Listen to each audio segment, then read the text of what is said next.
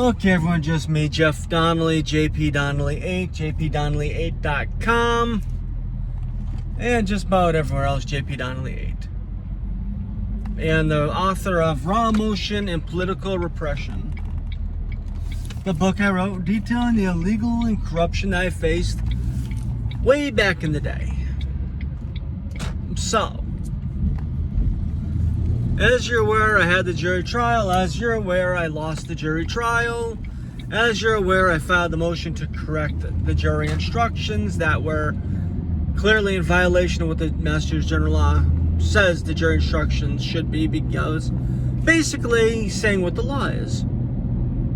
You know, the judge basically wrote jury instructions that went against Massachusetts General Law and were written in order to find me guilty. If you don't believe me, listen to the video where I read what the jury instructions that were provided were, and also listen to the video where I read the motion of the corrections to the jury instructions I was requesting, where I quote Massachusetts General Law. Okay.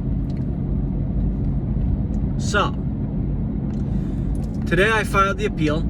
So now I've got to wait for the transcripts and the audio videos.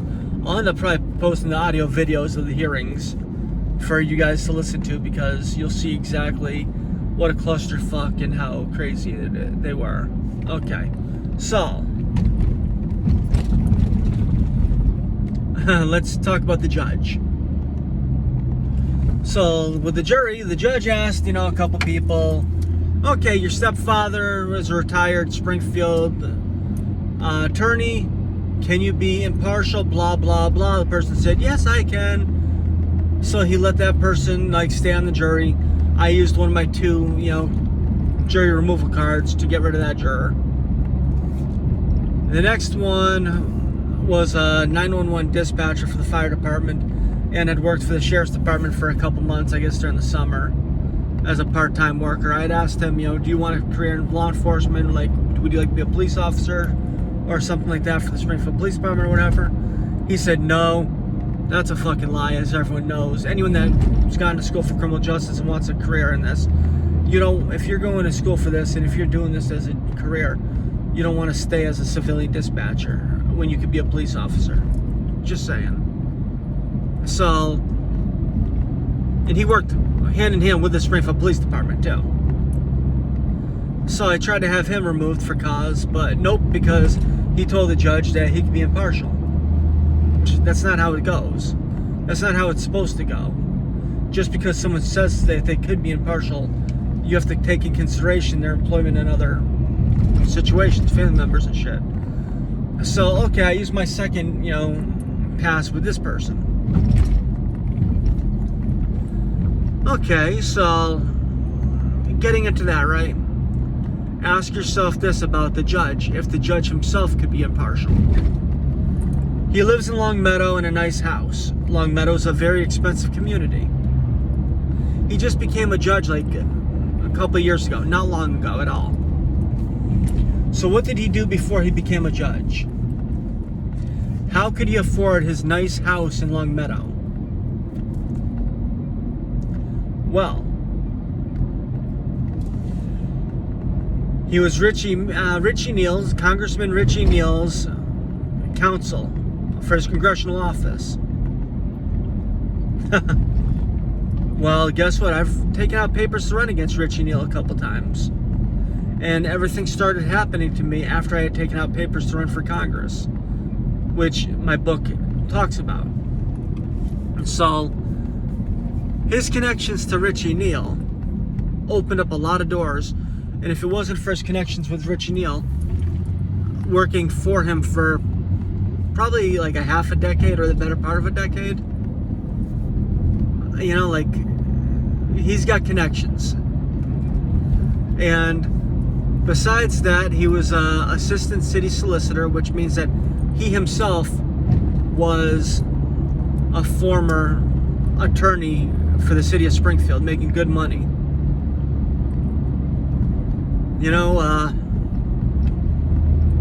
And what was this involved? City of Springfield.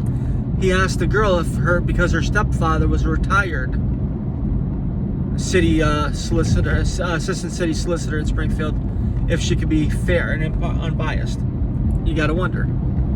Her stepfather was a retired one. He's a former one. Yeah, there's connections there. Plus, it's the fucking city of Springfield. So, then, what else has he done? Well, he was an assistant district attorney for Hampden County. Who was prosecuting me, or shall we say persecuting me? The Hampden County District Attorney's Office. So this guy used to be an assistant district attorney for Hampden County. Okay. So you ask yourself, okay, so he worked for Richie Neal, hand in hand with him, like in his congressional office. He worked for the city of Springfield as an attorney. He worked for the Hampden County District Attorney's Office as an assistant district attorney. And then he went into private practice. But we're not talking about an attorney who had clients, major important clients. We're talking about someone that went in as a sole proprietor, I believe, that's what I read, where he hung his own shingle out there. And how many high-profile clients did this guy have? Former congressional attorney, former assistant district attorney, former city of Springfield attorney. How many high-profile clients did this guy have that kept him extremely busy with these $300, $400 an hour clients? I don't think he had many of them, because he was signed up to be a bar advocate in Hampden County, and I believe it was Hampshire County as well. So, he was signed up to be a bar advocate. What does a bar advocate do? Well, when you go to court and you have no money, what they do is they assign you either a public defender or a private attorney that's a bar advocate. So, what you do is you get these attorneys that they can't afford to keep their law offices open and can't afford to survive without taking in like defendants that the court gives them. And it's even written in his bio that he was such a great attorney, such a perfect attorney, and so well liked that judges and court officers would give him clients. That's another thing, court officers. Remember my Palmer case involving the court officer situation? You don't think there's a little bit of bias there, seeing I was charged with assaulting them, even though that was a bullshit case, which was, dismissed.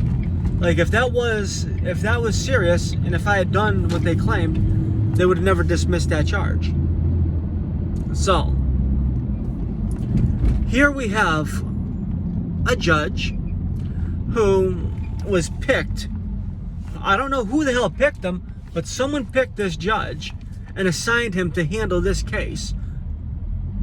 All the motions and everything else in this case, he was picked by someone and assigned to this case. There was no other judge that was going to be ruling on anything, which normally happens is you have other judges that are involved.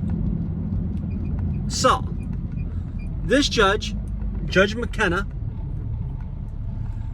who lives in a nice house in a very affluent community, Longmeadow, who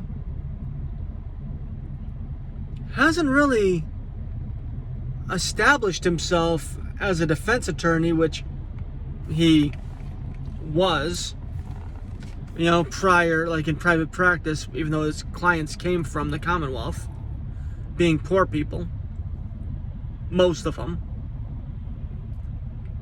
At least that's what I believe, most of them.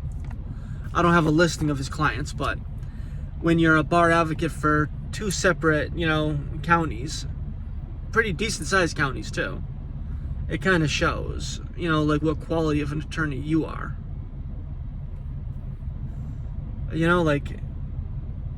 I've looked him up and you can't really find much, which when you look up someone like that, you usually do see a fair amount of information if they're a top-notch attorney. But what also shows is that he refused to actually correct the errors in his jury instructions. If he was trying to be fair and impartial, he would have corrected the errors, the legal errors in his jury instructions, and not had a jury trial with, with jury instructions that had no place of being there. Also, when he read that ruling, when he read the ruling of guilty, he was not happy at all. Well, no, when he read the ruling, he was happy. He had a smile on his face, and that's exactly when I knew that there was a guilty finding there, because he was happy. I think what surprised him, though, is that Assistant District Attorney Hobbs, no matter how much shit I've talked about him, which has been a lot, but I've also been saying that his boss has told him to do this, his boss has told him to do that, his boss has told him to do all of this stuff. When the boss found out that he offered 1 day of pretrial probation, the boss came back to him and told him that he wasn't allowed to offer anything other than a continuance without a finding. Like I said, his boss told him to raise it from a $500 cash bail to a $5,000 cash bail. His boss told him to do these things. So, Justice McKenna,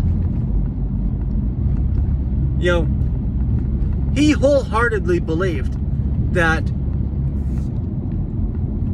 Assistant District Attorney Hobbs was going to ask for the maximum 2.5 years in jail. But I had talked to ADA Hobbs prior to the ruling coming down, and I was told that I had a continuance without a finding on the table until the jury came back. And I'd asked him, too, halfway through the trial, what he was going to look for if I was found guilty. And he said probation for a year. That's why I didn't take the plea bargain. Because even though I knew I was going to lose, I could have taken that continuance without a finding. But I wouldn't have been able to appeal. So I figured, the hell with it, I'll take the risk of getting the 1 year of pretrial, 1 year of probation. So I figured I went from, whatever. It was like I could appeal it anyways and not be sitting in the Ludlow jail while waiting on the appeal. So I took the risk. Shit happens. The jury came back, against me, which I figured, given the jury instructions, I probably had a 10, maybe 20% chance of winning. And that's only if the jury went against the jury instructions, which most people that sit on juries are not going to go against the jury instructions. So I took the chance. Now the appeal is in. Now it's time to get all the recordings and the transcripts done, and time to file the briefs and everything else. And who the hell knows? Maybe one day you're going to look at a case law that's going to say Commonwealth versus Jeffery Donnelly and have law made in my name, which will go down in history. Hopefully it gets published too, the ruling, the finding. So at the end of the day, this video right here is to show you how corrupt the judge is and what could happen to you if you have a corrupt judge who's playing games, who's actually practicing from the bench and not being impartial. Because at the end of the day, ask yourself this. My firearm license expired on April 24th of last year. I was notified May 7th that my firearm license was revoked, when it wasn't even revoked, which was a lie in the paperwork. I was arrested. Oh yeah, and my firearms were brought to Vermont on April 24th. During the trial, the detective, the sergeant, whatever the fuck his name is, because he's a lying bastard anyways. But what he did is he stated, I asked him if he applied for, why he didn't apply for a search warrant. Why did he say? Because he didn't have to. Why didn't he have to? Because he knew that the clerk magistrate in Springfield was going to rubber stamp anything that they provided to them. Plain and simple. That's why he didn't have to provide any paperwork. Because he knew it was going to get rubber stamped. That's also why they didn't provide a copy of my license to carry. That would have showed that it was expired. That's why they didn't provide a copy of the revocation letter, because it wasn't a revocation letter, it was only a suspension letter. That's also why the detective never showed up for trial, even though this was only postponed from the trial date that it was supposed to have like a week before, because the detective Shink was supposed to said he could make it the 9th, even though he never showed up, even though the judge had ordered ADA Hobbs to supply Detective Shink for trial on the 9th, which he didn't, which should have been an automatic. It should have been an automatic dismissal for not having my accuser, present. I don't want you looking at me like I'm bitching and complaining about this. What I'm doing is I'm just updating you guys on this. And basically, I really don't give a... honestly, it's whatever. Am I stressed out about it? Yes. Am I facing anxiety because of it? Yeah, hell yes, I am. But at the end of the day, it is what it is. I can't do anything about it. Well, the only thing I can do about it is appeal, which I'm doing anyways.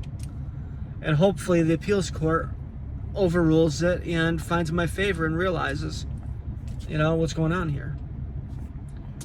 And if not, then I have to appeal it to the Massachusetts Supreme Judicial Court. And then I'd have to, go to the Massachusetts Federal District Court. And then step by step. And yes, I am willing to do this over a little nothing misdemeanor. Because at the end of the day, this just shows corruption, plain and simple. Okay, have a great day.